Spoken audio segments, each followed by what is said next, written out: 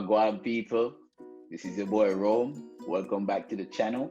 You guys are watching the fourth official, that place where you can get that Jamaican American views on football, the heavy bias towards Manchester United. And before we go any further, I really like to thank all the new subscribers to the channel. All the people that are brand new, please go ahead and subscribe. If you're watching this, also drop a like on the video. Send me a comment down below. Let me know what you think. Let me know what you think about the topic that we're talking about today, and basically how you think about the channel. But without any further ado, referee, blow the whistle. Let's go. All right, people. Today I want to take a different approach to how we talk about football. We still are going to talk about JFF. We still are going to talk about the Reggae Boys. But Reggae Boys fans, today I'm going to present to you 5 simple steps in which the JFF can take to fix our football in Jamaica, to make sure that we can move forward and become one of the best teams, obviously, in this region, and definitely continuously making the World Cup. Now, we are not far from being one of the best CONCACAF teams. However, we need proper management from the federation side in order to get to that point. Now, understand that what I'm about to tell you is solely my opinion, something that I've put together within the last 2 days of thinking about it. And also, this plan that I'm telling you can only go into play assuming that the people who are running the federation is in it genuinely for the betterment of football and the island.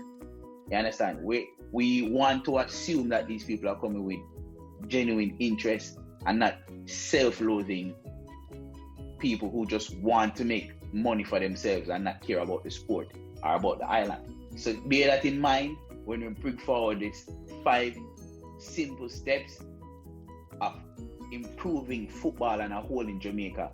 From start to finish, when you hear these 5 steps, you will understand how simple it is in layman terms, how relatively, extremely, incredibly simple this is, and we can get it done if we have competent people running the federation. Again, this can only happen, this can only go in play if we have people who are genuine and want to see Jamaica football get better. So the only way we can do this is if we pass the message amongst each other. The diaspora, people in Jamaica, watching this, spreading this, letting everybody know this is what we need to do to get the program forward. If you agree with me, spread it. If you don't, let me know down in the comment section why you think these following 5 points cannot and will not get our country forward. Point number 1, implement sourcing and recruiting strategy. What do I mean by that? By implementing a sourcing and recruiting strategy, we mean you will maintain a database of players, overseas based players, high quality players who are willing and eligible to play for the country. Now, I understand that this is somewhat going on, but the JFF is now waiting on people to reach out to them, as opposed to them actively doing that search, actively going out and picking and looking for people who are available and eligible to play. They are waiting for people in and amongst players in England and other countries. They say, hey, this man is available, why not pick him? The JFF should be the one actively sourcing and recruiting players who are eligible by parenthood to represent the country. High quality footballers in the Championship or the Premier League who are willing and able to do so. Because we're working under the premise and the fact that the quality football that we play in Jamaica, in the Jamaica Premier League, is nowhere near the quality that can get us to a World Cup final, let alone qualifying for the World Cup or doing something on the world stage. So we need to focus on that aspect of it right now, which is implementing that sourcing and recruiting strategy.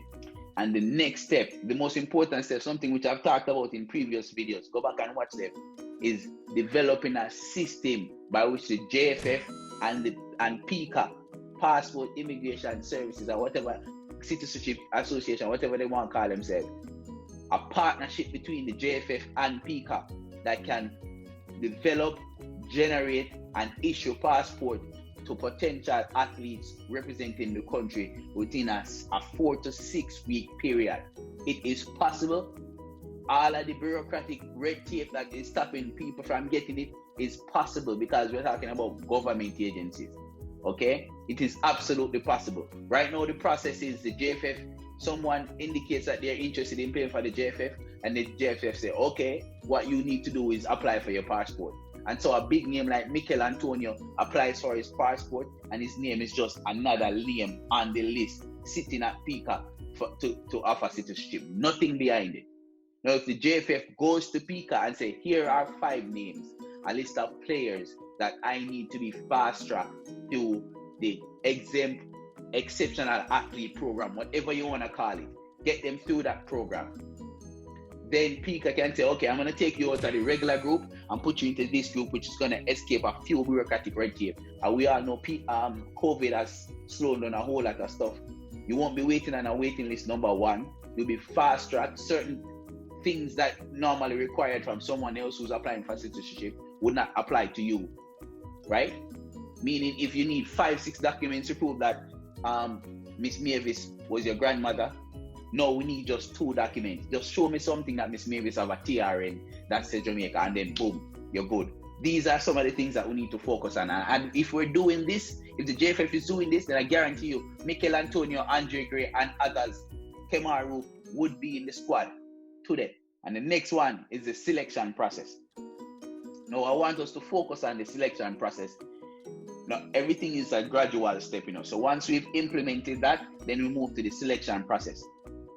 And the selection process should always be on merit and quality. We don't want anyone being selected on any list or a short list because they know somebody or they've been playing for a while or they're from above you. We need a selection process that guarantees nothing but quality and merit gets picked for this team. So if you're unattached, you don't get picked, regardless of your name. And then the biggest thing is, once we've researched these people, recruited them, and we've changed our selection process, we need to maintain that selection process. Maintain consistency. This is all in the part 2, so we're still in part 2. So maintain a consistency in our selection process. For far too long, we've seen Jamaica playing 3 games, and for every 3 games, there's a different set of 23-man squad, barring a few. We can't have that moving forward. And this leads into the next point that we're going to make. And the third process is to feed off of the success in order to gain sponsorship. Now, if you maintain a selection, a consistent selection of high quality footballers, that guarantees you success. And from that success, you will get investment, you get sponsorship. What does this do? People like investing money into things that they can reap benefits from. Success, when you're out there on the field and you're winning, people will want to invest in your program. People will want to come and say, okay, damn JFF, what are you doing? Why is it that this Jamaica team looks so good against USA, against Mexico, against these European teams, against these South American teams in friendlies? What are you doing? Investors will come when your success comes, and the success comes by making sure you're picking high quality players consistently and having them representing the country. The penultimate step number 4 of the 5 that we need to use in order to increase or fix the problem of Jamaica's football. And that is, use the sponsorship that you've now gained to invest into the local footballing infrastructure. What do I mean by that? Couple of things. One, you start investing into primary school football, from primary to high school to clubs to colleges. And there are a couple of ways you can invest into those. One, you create a tier level type system of coaching qualifications. The JFF can bring outside people to come in and develop a coaching criteria tier type of system in which coaches will be asked to pay in order to get a certain level of training, whether it's from Brazil, whether it's from Europe, wherever the football is at its peak, where they're with people that know it, give them a certain level of training.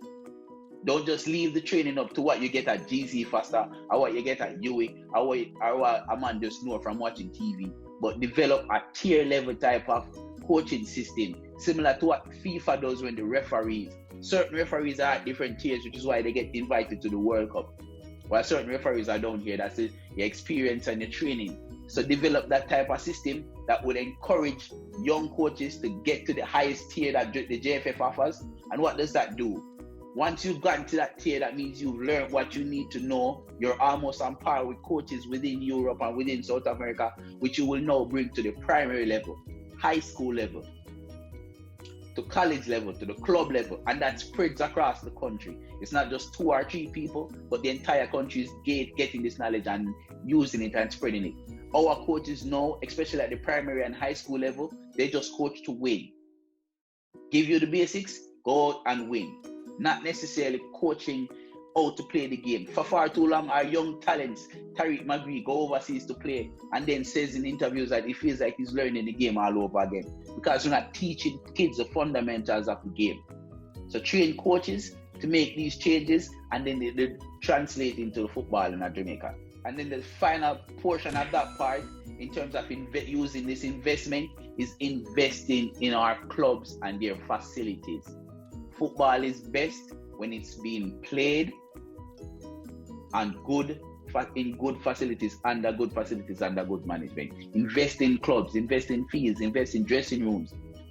Once you make investment into those, in not just one club or two clubs, but across the country, have these sponsorships, sponsor local leagues as well, then you will start to see an improvement in the quality of football. And once the quality of football improves, then you would not have to worry about selecting young Jamaican players for them to get exposure for the national team, because the quality is such that exposure is coming in regardless. What we're finding out is that the JFF right now is selecting players from Jamaica just so that they could get them exposure elsewhere. While if we invest in our infrastructure, we would need to bring them to go play and embarrass us against USA for one or two of them to say, hey, he catches the eye. But everyone will be looking in the country per se because we have quality there, okay? And then the last thing, the very last thing that JFF needs to do to get this done, something which they seem to be unable to do and totally inept, promote. It's that simple, fam. Promote the thing. Make it be known. For far too long, we don't see the JFF pushing out their initiatives. We don't see interviews from players. 3 minutes, 4 minute interviews from players saying, hey, this is what I'm doing. Lovely. Can't wait to come back and work with the JFF. You have access to these players. Promote. You get a sponsorship, make a video, promote it. Let Jamaica know this is what we're doing. Promote. The slackness has to stop. And as I said at the beginning, and I'll say again, in order for us to do this, we need a total revamp of the JFF, because I feel like the people in charge now are just in it for themselves. They're not in it because of football, they're not in it because of the nation, they're in it for themselves.